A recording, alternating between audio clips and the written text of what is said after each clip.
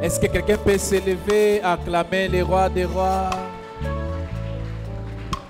Je disais, est-ce que quelqu'un peut acclamer le roi des rois? C'est lui qui nous donne la vie. C'est lui qui nous ressuscite. C'est lui qui nous appelle de la mort à la vie. C'est lui qui nous a présentés devant le Père. J'aimerais que notre frère, nous puissions chanter avec lui juste brièvement cette chanson. Emmanuel. Mais va commencer aux amototé pe au wangana. J'aimerais vous dire que notre Dieu est fidèle. J'aimerais vous dire que Emmanuel est au milieu de nous. Lorsque les hommes nous abandonnent, lorsqu'il nous rejette, lui, il nous a jamais rejetés. Et j'aimerais te dire encore ce matin qu'il ne te rejettera jamais. Awanga na kabisote.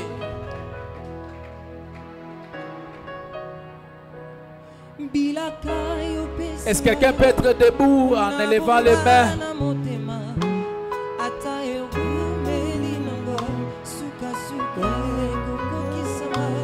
Je ne perds pas patience. Mon tema ezana mon lendeo. Mon ayebi zabe alola. Bilaka yo pesa nanga. Nalonango na motema. Ata yo rumeli nango. Suka suka e koko kisama. Je ne perds pas l'espoir. Mon tema ezana mon lendeo. Mona yebi zambe na bombo osamoto te poyoko sanga awe mwana moto te poyo wangana kolo osamoto te poyoko sanga Yesu mwana moto te poyo wangana so yebi bilaka bilaka yo pesa bana mutabongana nagayo na yebi suka suka ekoko kisama je ne perds pas mon cœur est tellement patient osa motote koyoko osa tatanangate mwana motote koyowa osa papa biologique n'engaïté osa motote tu peux me promettre tu réaliser toujours mwana motote koyowa Yahweh osa motote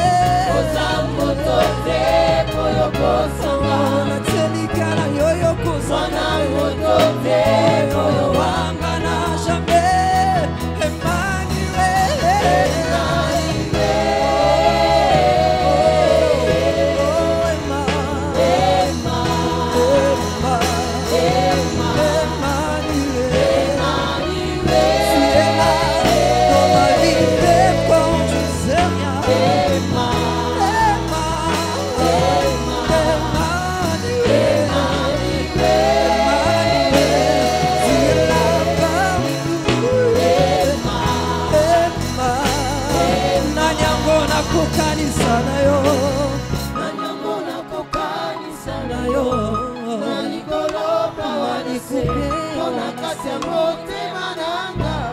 je connais que c'est amour Zalo yandima komikaba Oh komipesa mobimba Moko oza nyonso na nga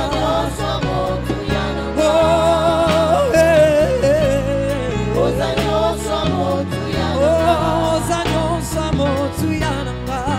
nyonso motuya na nga oza nyonso motuya na nga oza nyonso motuya na nga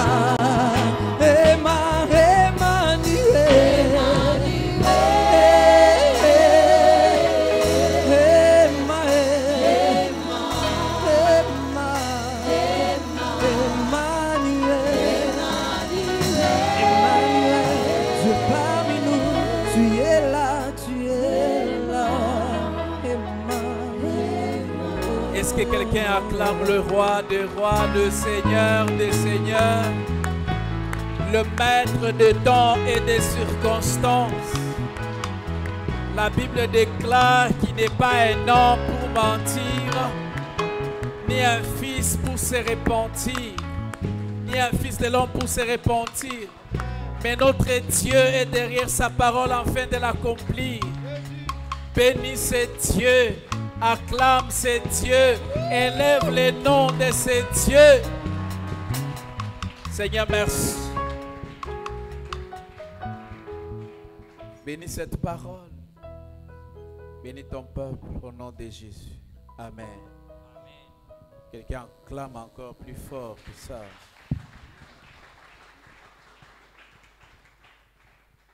Que Dieu nous bénisse. Nous sommes dans la joie ce matin parce que Dieu nous a donné la vie. Parce que nous sommes déjà entrés dans nos 30 jours de prière. Je me dis que quelqu'un qui est dans la joie acclame le Seigneur pour ces programmes qu'il nous a donnés. Et je prie et je déclare que pendant ces temps, que tu sois vainqueur sur toute la ligne. Sois vainqueur dans ton mariage. Sois vainqueur dans les affaires. Sois vainqueur sur le plan financier et matériel. Sois vainqueur et que Dieu t'élève. Et que Dieu fasse la différence dans ta vie. Dans le nom puissant de Jésus. Car lorsqu'on est dans sa présence, Dieu fait de nous des plus que vainqueurs. Est-ce que quelqu'un qui croit à cette parole peut acclamer très fort? Wow!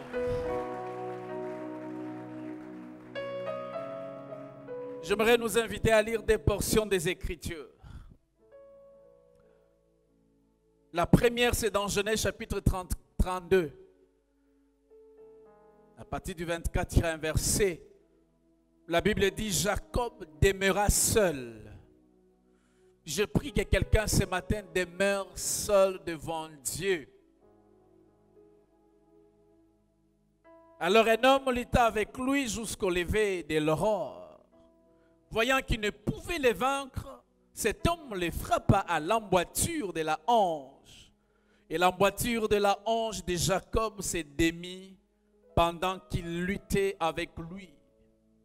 Il dit, laisse-moi aller, car l'aurore se lève.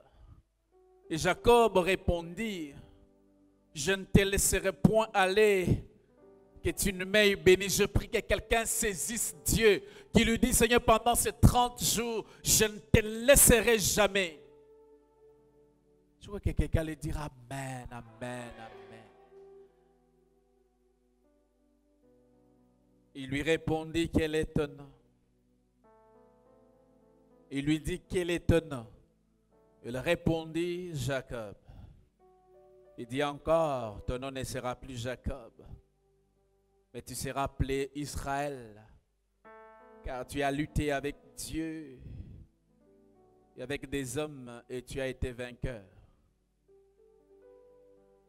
Alléluia. J'aimerais qu'on lise une autre portion dans Galates chapitre 5, 19 à 21. La Bible dit, or, les œuvres de la chair sont manifestes. Ce sont l'impudicité, l'impureté, la dissolution, l'idolâtrie, la magie, les inimitiés, le querelle, le jalousie, les animosités, les disputes, les divisions, le secte, l'envie, l'ivrognerie, les excès de table et les choses semblables.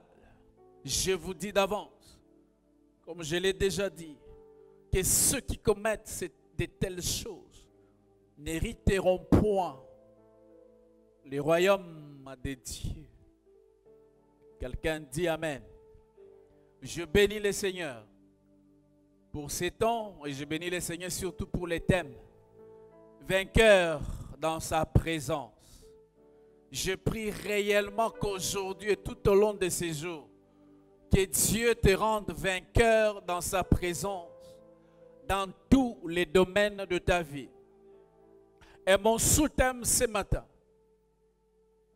moi intitulé comme ça, comme ceci, ne peut être vainqueur dans sa présence que celui qui a crucifié sa chair.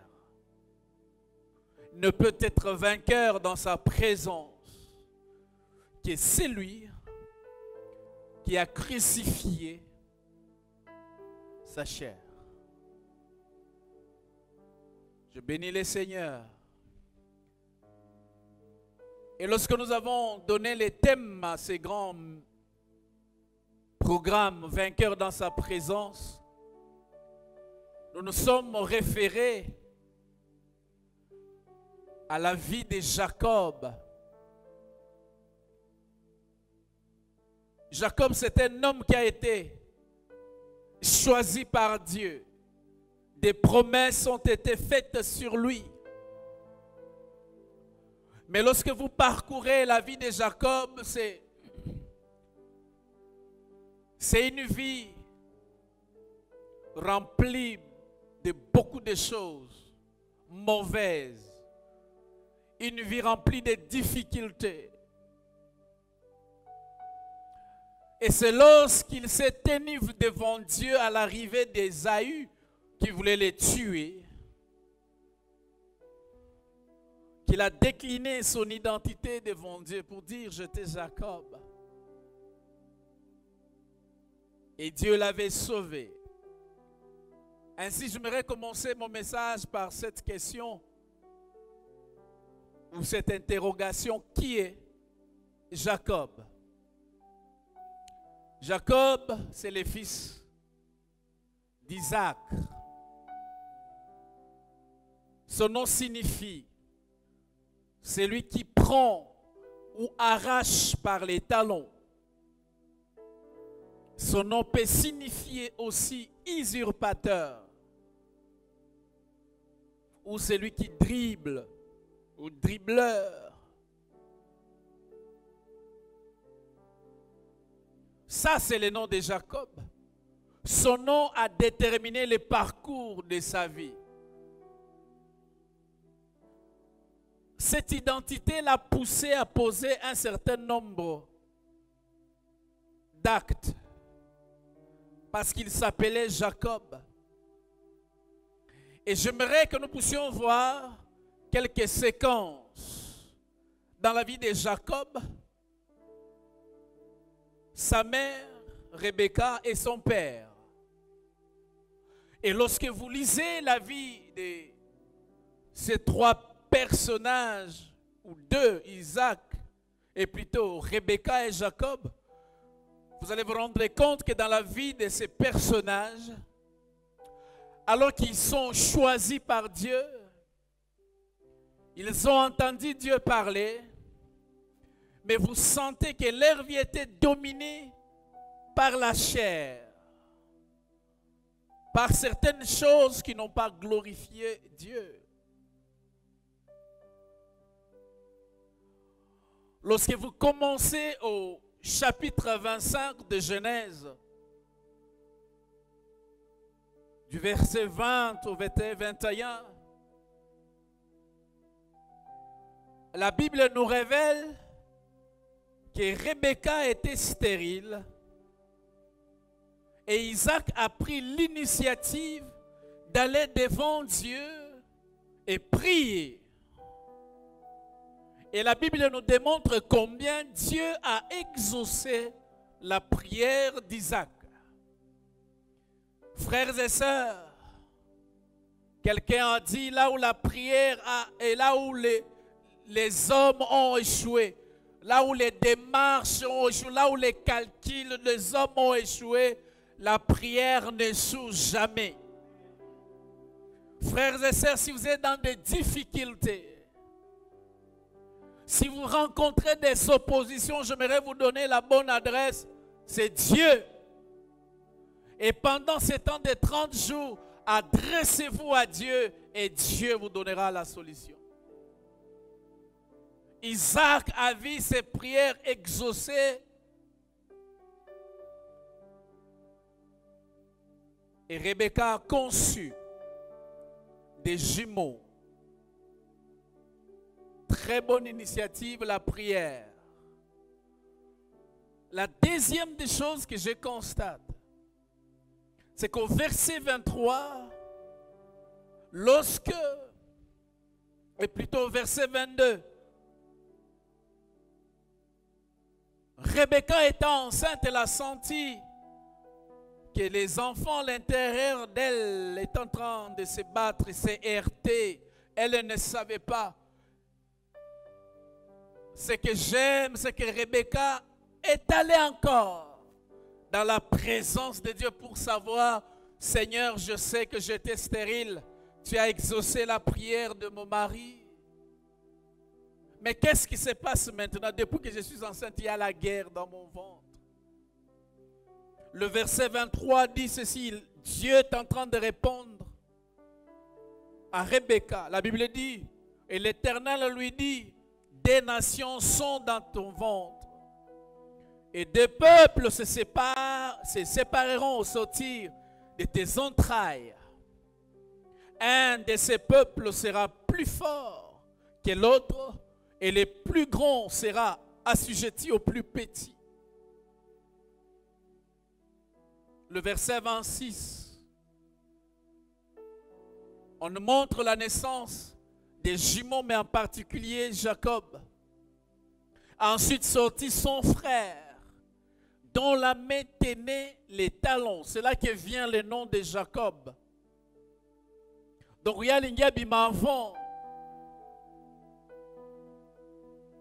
et on lui donna le nom de Jacob. Ça, c'est comme ça que cet homme est venu. Le verset 31 nous montre combien c'est Jacob va voler les droits d'aînesse de son frère avec l'échange d'une nourriture. Genèse chapitre 27 nous montre l'arrangement entre Rebecca et son fils Jacob pour subtiliser la bénédiction. Alors que Isaac était vieux, il voulait bénir son fils Ésaïe qui était l'aîné, comme dans la culture hébraïque.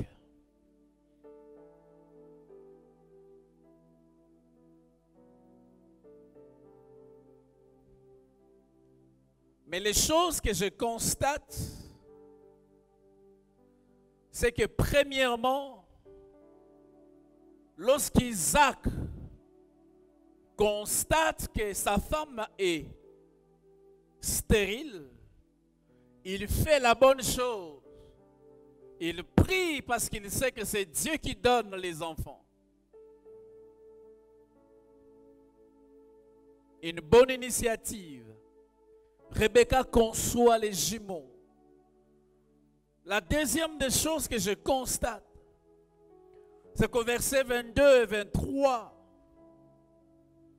comme je l'ai dit, les enfants s'est heurtés dans son ventre. Rebecca prie pour savoir, le Dieu des cieux répond à Rebecca. Donc, en d'autres termes, ces couples, chaque fois ils seront devant un problème, ils iront demander à Dieu Parce qu'ils ont vu que lorsqu'ils prient, Dieu répond. Mais la troisième des choses qui me choque, c'est lorsque Isaac devient vieux. Il veut faire sortir la bénédiction pour bénir l'aîné.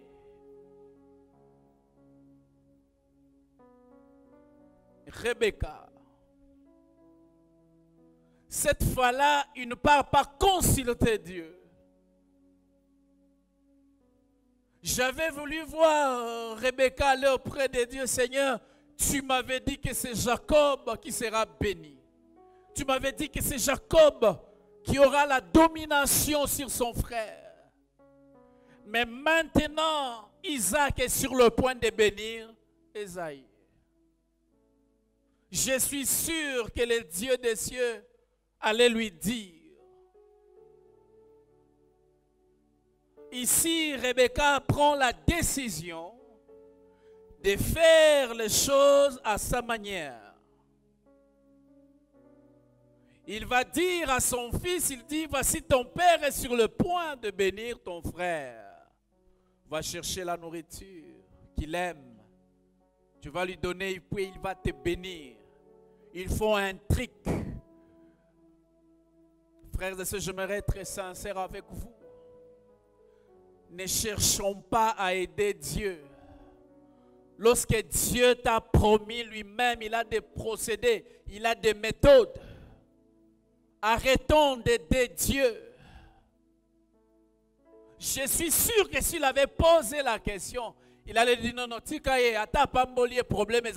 Moi, j'ai dit, je reste fidèle. Je sais comment bénir Jacob. J'aimerais m'adresser aux serviteurs et servantes de Dieu. C'est vrai, Dieu t'a dit qu'il t'appelle au ministère. Tu sais les détails de ton ministère. Est-ce que la manière où tu procèdes, c'est ça Dieu t'a dit de faire ce que tu fais? Dieu t'a mis sous l'autorité de quelqu'un, un pasteur, un serviteur de Dieu. Comme tu es conscient de ton appel, tu te sépares, tu pars faire ton ministère. Est-ce que c'est ce que Dieu t'a dit? Dieu t'a dit qu'il te donne le mariage. Oui. La manière dont tu procèdes pour avoir ces mariages. Dieu t'a dit, je te donne ce travail. Est-ce que la manière de procéder, est-ce que c'est ce que Dieu a dit? Frères et sœurs, c'est là le problème dans notre vie. Nous voulons aider Dieu. Seigneur, Dieu est en train de tarder. Si qu'on regarde, Isaac est en train de venir Ésaü. Et on se retrouve en train de faire des choses qui ne glorifient pas Dieu. On se retrouve en train de taper à côté. On laisse notre chair décider de faire. Et j'aimerais vous dire que c'est là que la difficulté a commencé dans la famille d'Isaac. Des enfants étaient déchirés. Leur maman était incapable de les réconcilier. Le Jacob qui a reçu la bénédiction, si vous suivez sa vie, ce n'était plus la bénédiction, c'était la souffrance, c'était amer dans la vie de Jacob. Frères et sœurs, comment vous voulez vaincre Dieu? Comment vous voulez sortir vainqueur avec ces attitudes? Ce qui me touche, c'est la fin de la vie de Jacob. Jacob reconnaît qu'il a été béni par Dieu, mais il n'a pas vécu ou expérimenté la totalité de la bénédiction. Frères et sœurs, je prie, Dieu vous a dit, il vous a fait des promesses. Je prie que vous ne puissiez pas vivre le minimum de la bénédiction de Dieu parce que vous avez mal procédé. Genèse 47, versets 7 à 9, la Bible dit ceci. Il dit, Joseph fit venir Jacob, son père, et le présenta à Pharaon. Et Jacob bénit Pharaon.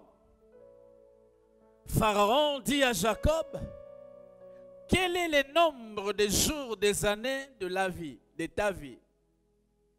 Écoutez la réponse de Jacob et je prie que je ne puisse pas faire une prière comme ça dans ma vie. Jacob répondit à Pharaon, les jours des années de ma vie errante sont de 130 ans. Les jours des années de ma vie ont été peu nombreux et mauvais et n'ont point atteint les jours des années de la vie errante de mes pères. Ici, Jacob voudrait nous dire, par rapport à la longévité, j'ai vécu longtemps sur la terre, 130 années, même au-delà. Mais les années où je devrais compter les bonheurs, c'était peu. J'étais heureux peu de jours à cause des choses que j'ai rencontrées dans mon parcours. Lorsque Jacob est en train de fuir, il va se retrouver chez Laban. Quand il doit se marier, lui aussi on l'a dribblé.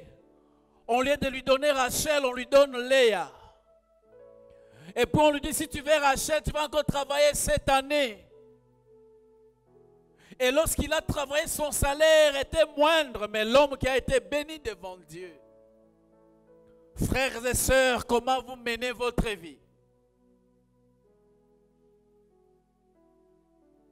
Je refuse de vivre longtemps, plusieurs années sur la terre, mais malheureux, loin du bonheur, à cause de mes choix que j'ai à faire. Frères et sœurs, j'aimerais vous dire ce que nous sommes aujourd'hui.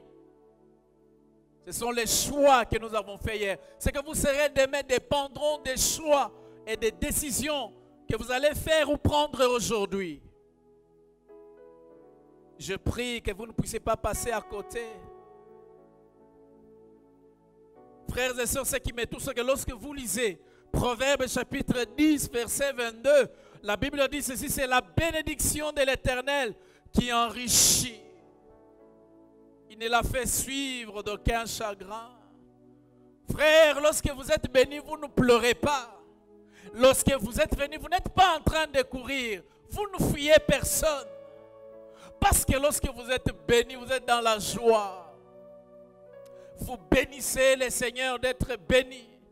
Mais lorsque vous lisez la bénédiction de Jacob, entre guillemets, la bénédiction pour laquelle sa maman s'est battue, son fils lui dit, mais si mon père me voit, il va me bénir, je vais être béni. Il dit, non, que la malédiction tombe sur moi plutôt, je vais être maudit. Mais si vous regardez dans la vie de Jacob, en réalité, moi je ne vois pas la bénédiction de Dieu. Parce que la chair a dominé leur vie. Leur moi a dominé. Ils ont voulu corriger Dieu. Ils ont voulu donner la voix à Dieu. Il y a des gens qui prient, Seigneur, bénis-moi. Mais il est en train de conditionner Dieu. Dieu passera par mon oncle. Dieu passera par les autres pires quand il prie. Mais lui, il va combien? Il va casser la caisse. Frères et sœurs, lorsque Dieu nous bénit, on est joyeux. Lorsque Dieu nous bénit, nous sommes épanouis. Mais il n'y a pas d'épanouissement dans la vie de Jacob. Et si vous vivez, vous examinez de plus près la famille de Jacob, c'était une famille malheureuse. Et je prie que quelqu'un ne soit pas malheureux dans la présence de Dieu. Je prie que Dieu te délivre de la chair.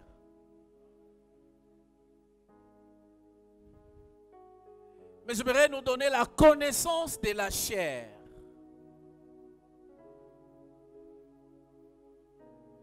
Qu'est-ce que la chair? Dans le Nouveau Testament, le terme chair a deux sens ou signification.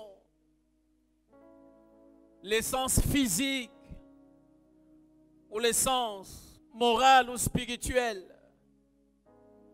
Premièrement, au sens physique, il veut dire les corps, la partie matérielle de l'homme ou des animaux, tel que je suis, et vous me voyez, je suis dans un corps.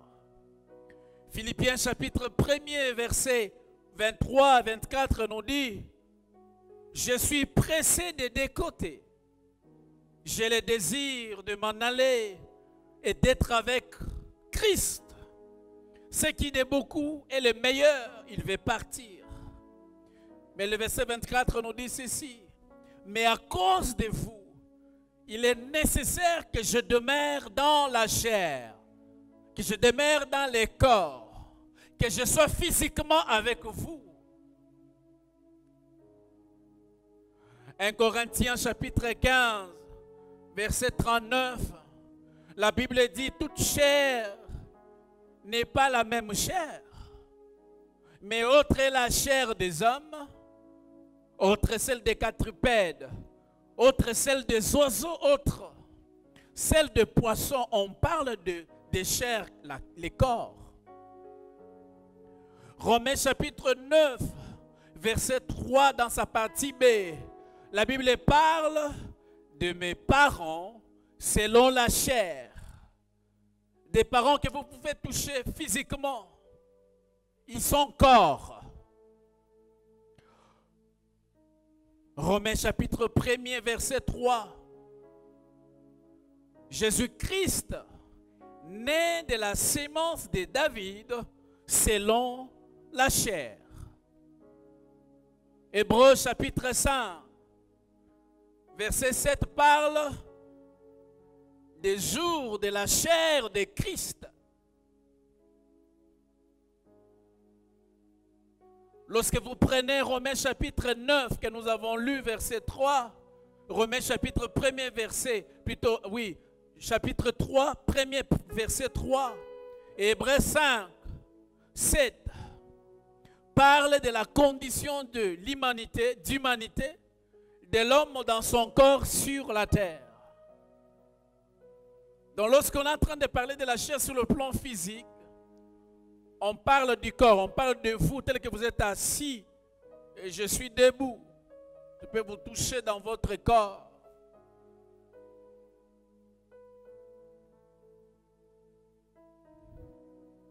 Deuxièmement, l'essence morale ou spirituelle de ce terme chair. Au sens moral, la chair désigne la volonté et les pensées corrompues de l'homme naturel, de l'homme tel qu'il est devenu par le péché d'Adam.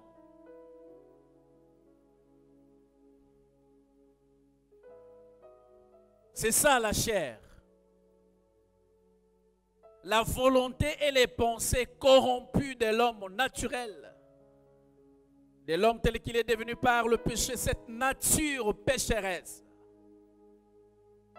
cette tendance que vous avez d'être chrétien, quelqu'un qui a reçu Jésus comme Seigneur et Sauveur, mais il a certains désirs bizarres. On est chrétien. Juste une relation qui n'a pas commencé avec une sœur. Mais on a des rapports sexuels comme si on était mariés. Il y a des frères et sœurs qui ont une activité sexuelle terrible, comme plus que même ceux qui sont mariés. Mais il vient à l'église. Des frères et sœurs qui ont reçu Christ, mais menteurs. S'il est en train de te mentir à la fin, assis ici, tellement il t'a bien menti, on lui dit merci beaucoup mon frère, alors qu'il est en train de te mentir. Des frères et sœurs dans le Seigneur qui viennent, mais des hypocrites.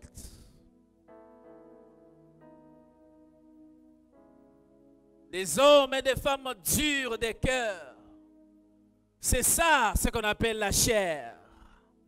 C'est donc le principe du mal qui existe dans tous les hommes, descendu d'Adam, pécheur, et qui existe dans tous les hommes plutôt, dans tous les hommes pécheurs qui descendent d'Abraham, d'Adam plutôt, et qui est la source de tout péché.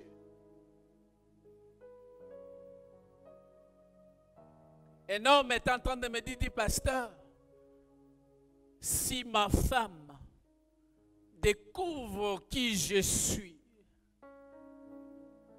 il va se poser la question de savoir si il s'est marié à un monstre.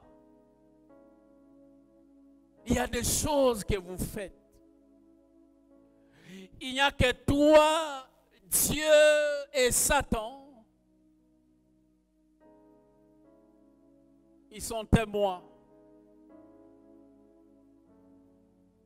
Des jeunes gens chrétiens qui vivent dans la masturbation comme pas possible.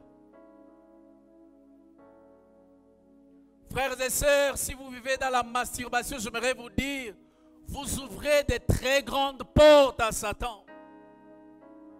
Satan viendra s'asseoir dans votre vie. Jésus est en train de dire, le prince de ce monde vient, il n'a rien à moi. Écoutez-moi très bien. J'aurais voulu entendre que Jésus dit que le prince de ce monde vient. Qu'est-ce qu'il viendra trouver chez vous? Moi, je suis le Christ. Mais Jésus dit, quand il viendra faire l'inspection d'abord par moi. Mais dit, lorsqu'il viendra, il ne trouvera rien qui lui appartient. Frères et sœurs, qu'est-ce qui appartient à Satan dans votre vie? Qu'est-ce qui attire Satan? Est-ce la masturbation, l'impudicité, la prostitution, l'infidélité conjugale? Et nous avons ces catégories des hommes et des femmes dans nos églises. Des menteurs.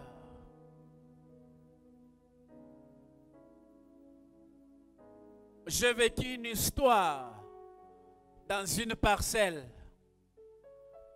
L'homme était au chômage de ses côtés, la femme travaillait. De l'autre côté, la femme travaillait, l'homme au chômage. Donc ce qui fait que dans cette parcelle là-bas, il y avait un homme qui était au chômage, sa femme allait travailler. L'autre, l'homme au chômage, la femme travaille. Et ces deux personnes ont commencé à se voir marier avec des enfants. Ils profitent lorsque les enfants vont à l'école et faisaient l'infidélité. Et j'aimerais vous dire, on les avait attrapés. J'aimerais dire les gens qui vont à l'église. Et c'était un scandale. Moi, j'étais en train de passer, j'ai vu seulement beaucoup de gens. Un scandale. Il y avait quelqu'un, un informateur, qui informait l'homme que ta femme est en train de sortir avec le même monsieur dans la même parcelle. Et c'était un scandale terrible. Et nous avons ces gens pleins dans nos églises. Des impudiques. Nous avons lu la liste des œuvres de la chair dans Galates. Le principe du péché. Et ces principes n'existaient pas dans l'humanité parfaite de notre Seigneur Jésus-Christ. La Bible dit qu'il était 100% homme, 100% Dieu. Il n'a jamais péché. Frères et sœurs, quelles sont les œuvres de la chair qui vont vous retenir, qui vont vous empêcher de sortir vainqueur dans la présence de Dieu? J'aimerais que nous puissions lire Romains chapitre 7 à partir du 18e verset. La Bible dit ceci.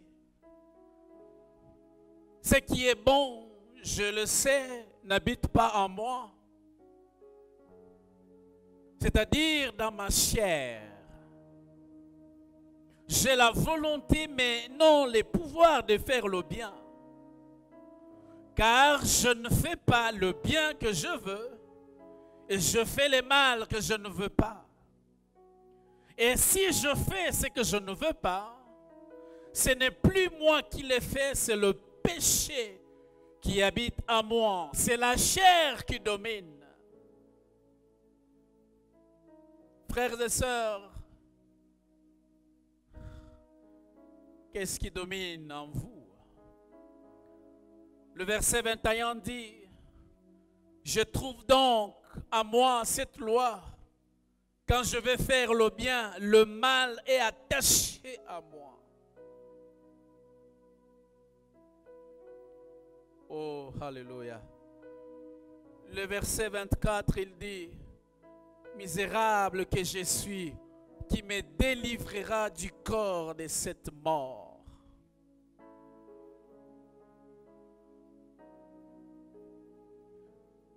Frères et sœurs, qui êtes-vous? Quelle est votre identité? Lorsque Jacob s'est retrouvé dans des difficultés devant Ésaïe, Ésaïe venait pour le tuer. C'était à cause des choses qu'il a eu à faire. Quelles sont les choses que vous faites dans votre vie qui a ouvert une porte où les diables vous réclament? Et c'est l'impudicité, les mensonges, les vols. Il y a des gens qui mentent terriblement. Ils sont à l'aise lorsqu'ils mentent. Lorsqu'ils mentent, ils sont dans leur élément. Frères et sœurs, je prie que Dieu nous donne des vrais chrétiens qui sont morts à eux-mêmes, qui sont morts aux œuvres de la chair. Galates chapitre 5, verset 19. La Bible déclare que les œuvres de la chair sont manifestes. Vous pouvez être chrétien apparemment, mais lorsqu'il y a les œuvres de la chair en vous, tôt ou tard nous allons nous rendre compte. Galates chapitre 6, verset 8. Il dit, celui qui sème pour sa propre chair moissonnera de la chair la corruption. Chaque fois que j'ai fait les délivrances, j'ai rencontré des gens qui disent, pasteur, il est très impossible et difficile pour moi de faire une semaine sans coucher avec une femme ou sans coucher avec un homme. Waouh!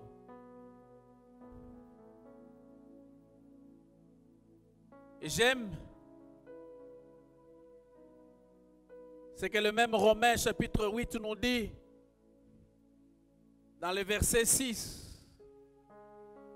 Il dit, et l'affection de la chair, c'est la mort, tandis que l'affection de l'esprit, c'est la vie et la paix. Frères et sœurs, qu'est-ce que vous affectionnez? Lorsque nous avons lu la liste des œuvres de la chair dans Galates chapitre 5, à partir du 19e verset, la Bible parle de l'idolâtrie. Ce matin, vous allez me dire, pasteur, je n'ai pas une statuette. Mais j'aimerais vous dire, l'idolâtrie, c'est lorsque un homme ou une chose prend la place de Dieu dans notre vie. L'idolâtrie chez vous, c'est la télé. C'est les images que vous voyez, des mauvaises images. Qu'est-ce que vous contemplez? Vous savez, je connais une femme me disait, pasteur, mon mari, je suis avec lui, mais mon mari vit ce que j'appelle le voyeurisme. Il est marié et il prie dans une église que je connais, mais il envoie chaque fois dans son webcam, il demande les images des photos des filles nues. Lui-même, il leur envoie les photos de sa poitrine. Et ce dimanche, j'aimerais vous rassurer, il est allé prier le mari. Et nous avons des gens comme ça, des pécheurs. J'aimerais m'adresser à ces hommes et ces femmes qui sont nés de nouveau. Romains chapitre 8, verset 9 dit ceci. Il dit pour vous, frères et sœurs, vous ne vivez pas selon la chair, mais selon l'esprit. Si du moins l'esprit de Dieu habite en vous. Si quelqu'un n'a pas l'esprit de Christ, il ne lui appartient pas. Frères et sœurs, ne vivez pas selon la chair. Posez-vous la question, qu'est-ce que je peux faire pour rendre les cœurs de Dieu joyeux? J'ai des problèmes dans ma vie, j'ai des difficultés. Comment je me présente devant Dieu? Quelle est mon identité? Jacob a dit devant Dieu, lorsqu'on lui a posé quel est ton nom, il n'a pas dit je suis Esaü, il a dit je suis Jacob. Les menteurs. C'est lui qui prend, qui usurpe par les talons. C'est lui qui dribble. Seigneur, j'ai besoin de toi. Esaü est sur le point. Ésaü est sur le point de me tuer. Frères et sœurs, jusqu'à ce que vous déclinez votre vraie identité devant Dieu.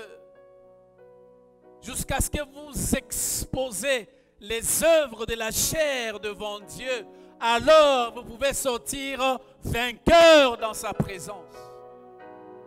Je prie que quelqu'un dise à Dieu, Seigneur, c'est ça mon identité. Je suis menteur.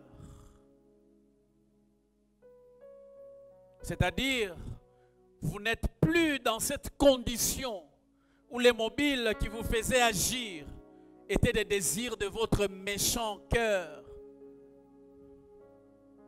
Frères et sœurs, les chrétiens ont un autre mobile, savoir le Saint-Esprit, plaire à l'Esprit de Dieu, être vrai.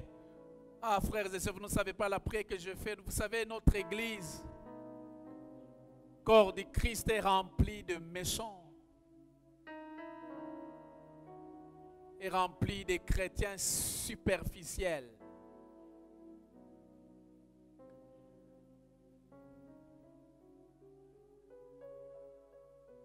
Quelqu'un dit Amen.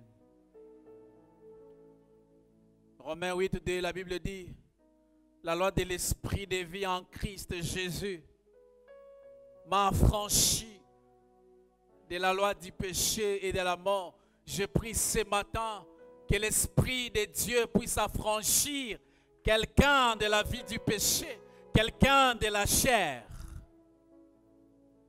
Frère, la chair peut vous amener à taper à côté, à prendre une mauvaise direction. David, plutôt Jacob l'a fait. Il s'est retrouvé en train de fuir. Au lieu d'être là en train de jouir de la bénédiction de Dieu. J'aime Romains chapitre 8, verset 12, verset 13. La Bible dit, ainsi donc frères, nous ne sommes point redevables à la chair. Frères, vous n'avez rien à donner à la chair. Vous ne devez rien à votre chair.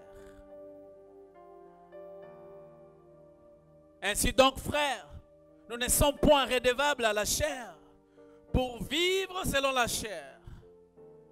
Si vous vivez selon la chair, vous mourrez.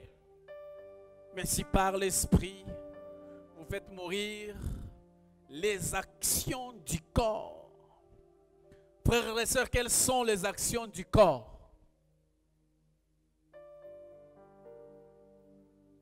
Les actions du corps sont décrites dans Galates 5 à partir du 19e verset. Et beaucoup des hommes et des femmes ce matin dont sont dans cette catégorie. Frères et sœurs, Jacob devrait se vaincre avant de vaincre Dieu. C'est-à-dire, il devrait prendre conscience de son identité de Jacob avant d'être Israël. Frères et sœurs, je ne te demanderai pas de faire la prière d'autorité pour chasser la chair. On ne chasse jamais la chair. Vous pouvez chasser les démons et non la chair. La seule chose qu'on fait avec la chair, on la crucifie, on la discipline.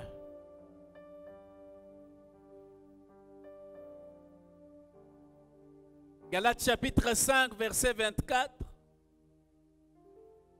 Il dit ceux qui sont à Jésus. Est-ce qu'il y a quelqu'un qui est à Jésus ce matin?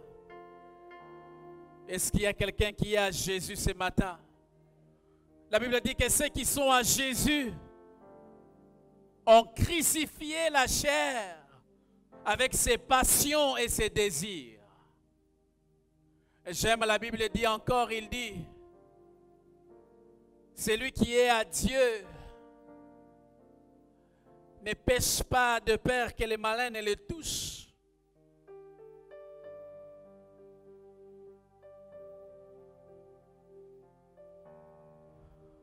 Frère, je prie que Dieu suscite une génération de vrais chrétiens,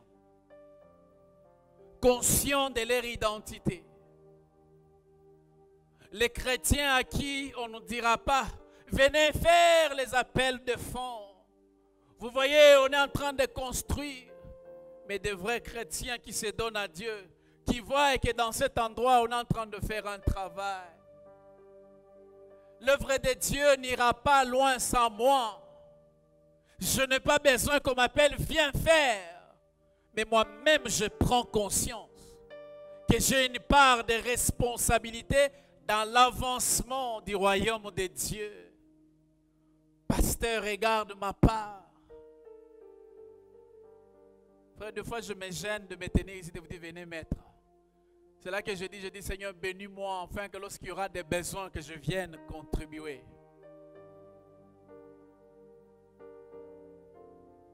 De vrais chrétiens matures. Galates chapitre 20, 2 plutôt, verset 20. Je prie que ce soit notre prière.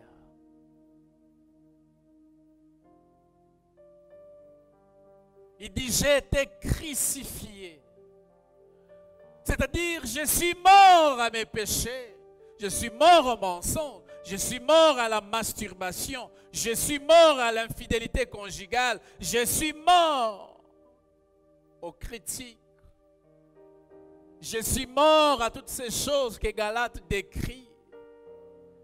J'ai été crucifié avec Christ. Et si je vis, ce n'est plus moi qui vis, c'est Christ. Lorsqu'on voit le style de vie que je mène, lorsqu'on voit mon engagement envers Dieu, lorsqu'on voit la qualité du service que je rends à Dieu, on dit non, ce n'est pas lui qui vit.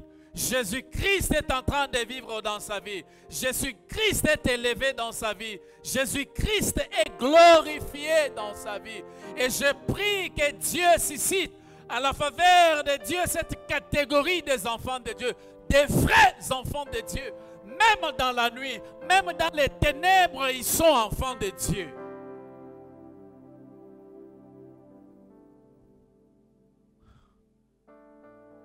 On a fait des recherches. La FBI a témoigné que pendant 23 ans, on a surveillé Billy Graham. Dans sa chambre, on a mis des caméras, des micros. On dit c'est l'homme le plus intègre qui n'ont jamais espionné. On dit ce qu'il dit dans les ténèbres, c'est ce qu'il dit à ciel ouvert. Quel homme! Frères et sœurs, les vrais fous, c'est lorsque vous êtes seuls, sans personne. Le vrai acte, c'est ce que vous connaissez vous-même et que les autres ne connaissent pas. C'est ça vous. C'est ça votre vraie identité.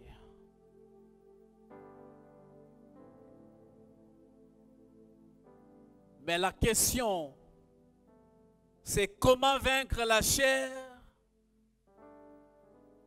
et la crucifier.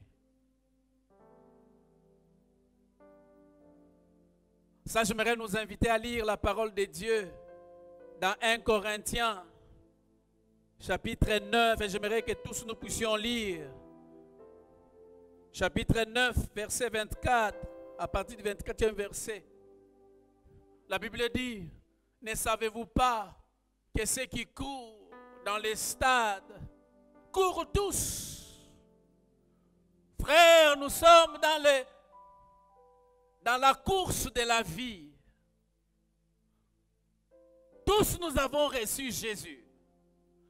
Tous nous courons. Tous nous avons des promesses. Tous nous sommes entrés dans ces 30 jours de prière. Mais malheureusement, nous n'aurons pas le même résultat. Ne savez-vous pas que ceux qui courent dans les stades courent tous, mais qu'un seul remporte le prix? Courez de manière à les remporter. Je prie que quelqu'un remporte cela. Tous ceux qui combattent s'imposent toute espèce d'abstinence. C'est ce que vous devrez faire avec votre corps. Et ils le font pour obtenir une couronne corruptible. Mais nous, faisons-le pour une couronne incorruptible. J'aime le verset 26. Et je voudrais que ce soit la prière pour chacun de nous. Il dit, moi donc, je cours, non pas comme à l'aventure. Je frappe, non pas comme battant l'air. Frères et sœurs, ne viens pas dans ces 30 jours. Courons comme à l'aventure, frappant comme battant l'air.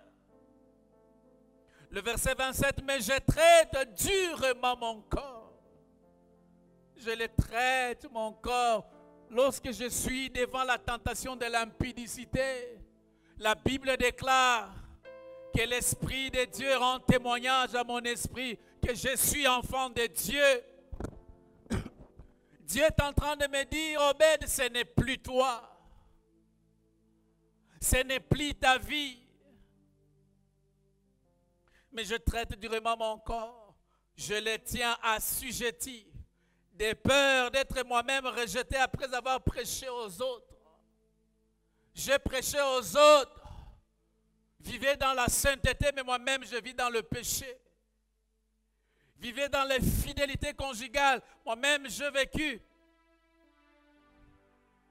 dans l'infidélité. Frère, que ça ne soit pas votre cas d'être rejeté.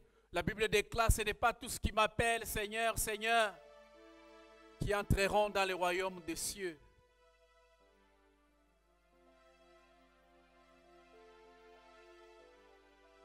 Comment vaincre la chair et la crucifier? Marc chapitre 12, verset 30. La Bible dit, et tu aimeras le Seigneur ton Dieu de tout ton cœur. Qu'est-ce que ton cœur aime, mon frère? De toute ton âme, de toute ta pensée. Est-ce que tes pensées sont remplies des idées bizarres, des idées démoniaques, des idées pornographiques?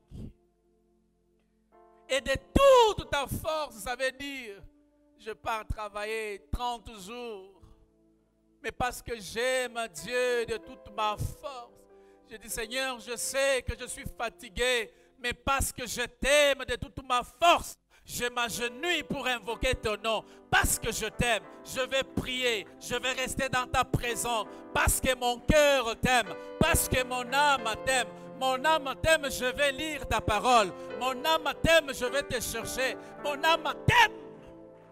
Mon âme t'aime. Je t'aime et je te chercherai.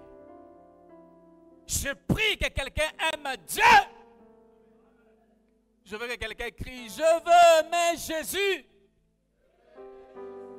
Plus fort. Quelque chose de fort dans Jean 14, 23. La Bible dit, Jésus lui répondit, si quelqu'un m'aime, il gardera ma parole. Il gardera mes principes. Il gardera mes préceptes. Écoutez la suite. Et mon Père l'aimera. Nous viendrons à lui. Et nous ferons notre demeure chez lui. nous viendrons chez lui, nous les rendrons vainqueurs. Nous viendrons chez lui, nous les rendrons plus que vainqueurs, parce qu'il nous m'aime. Nous viendrons les rendre capables de vaincre ce péché. Nous viendrons chez lui, nous les bénirons financièrement. Nous viendrons chez lui, nous les bénirons matériellement. Nous viendrons chez lui, nous l'introduirons dans son mariage. Nous viendrons chez lui alors qu'il est stérile. Nous lui donnerons des jumeaux, nous lui donnerons des triplés. Nous viendrons chez lui alors qu'il est au chômage. Nous lui donnerons un travail digne de ce nom. Nous viendrons chez lui alors qu'il est malade. Nous le guérirons pendant ces 30 jours. Nous viendrons chez lui alors qu'il est pauvre. Nous les rendrons riches. Je déclare au nom de Jésus que Dieu te bénisse. Que Dieu vienne chez toi. Qu'il bâtisse la maison chez toi. Ta maison soit sa demeure. Sa maison soit le lieu de sa résidence. Élie est en train de dire, l'Éternel devant qui je me tiens. Je prie que pendant ces 32 jours, que quelqu'un se tienne dans sa présence. Lorsque tu vas regarder la maladie n'existera pas. Lorsque tu regarderas le chômage n'existera pas. Parce que tu es vainqueur dans sa présence. Parce que tu es plus que vainqueur.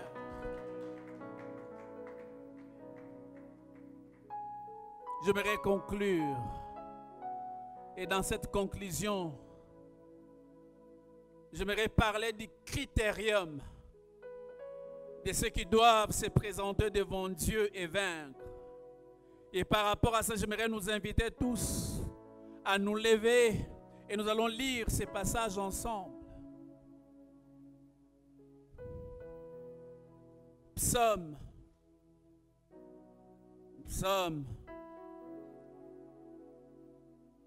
24. À partir du 3e verset. Mais qu'à chacun de nous lire ces passages. Le psalmiste est en train de dire, il parle de la présence de Dieu. Il parle de la montagne. Nous sommes sur une montagne, nous sommes dans la montagne de prière de 30 jours. Nous allons nous tenir dans sa présence. Et le psalmiste est en train de poser la question. Il dit, qui pourra monter à la montagne de l'Éternel? Qui s'élèvera jusqu'à son lieu saint? Celui qui a les mains innocentes et le cœur pur.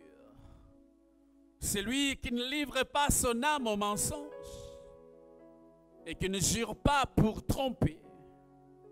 Il obtiendra la bénédiction de l'Éternel, la miséricorde du Dieu de son salut. Le verset 6. Voilà les partages de la génération qu'il invoque, de la génération qui se tient dans sa présence, de ceux qui cherchent ta face de Jacob.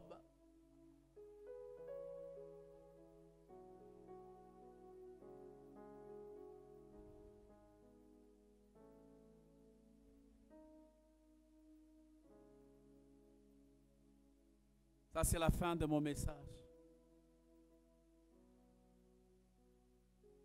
J'aimerais que nous puissions prier. Les critères, ce n'est pas n'importe qui entre dans la présence de Dieu et vainc. Je demande à la chorale de monter.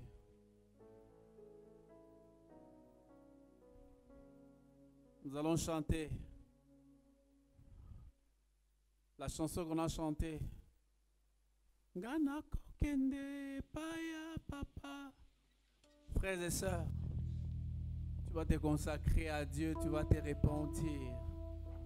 Tu vas arranger ton cœur devant Dieu ce matin. Tu vas faire une prière de consécration. Afin que les 30 jours soient des 30 jours bénéfiques. Que les œuvres de la chair ne te détruisent pas.